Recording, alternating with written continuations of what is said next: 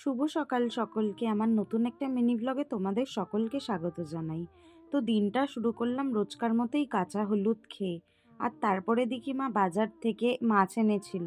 আজকে রান্নায় হবে মাছের ঝোল, আর তার সাথে কুচো চিংড়ি এনেছিল যেটা দিয়ে মা করেছিল পালং শাকের তরকারি, আর তার সাথে পুঁই মিটুলি।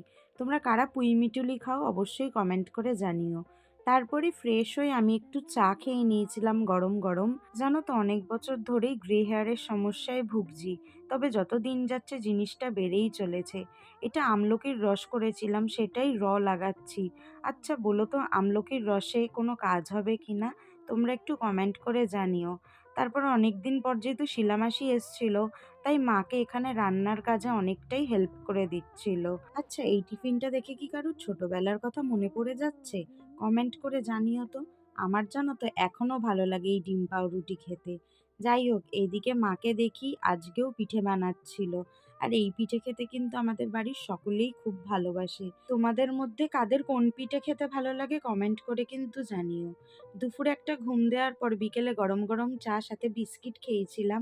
আর আজ অনেক দিন পর বাড়িতে একটু সবার জন্য চিলি বেবিকর্ন করেছিলাম, যেটা দারুণ টেস্টি হয়েছিল খেতে। রেসিপি অবশ্যই শেয়ার করব। আর তার সাথে ছিল বরের হাতে স্পেশাল ঝালমুড়ি, যেটা দারুণ হয়েছিল খেতে। আর রাতের খাবারে ছিল ওটসের রুটি, আর তার সাথে দই তড়কা। ওটসের রুটি দিয়ে দই তড়কা খেতে কিন্তু দারুণ লেগেছে। তো আজকের ব্লগটা এখানেই শেষ করলাম। ভালো লেগে থাকলে অবশ্যই একটা লাইক কমেন্ট শেয়ার করে দিও। টাটা।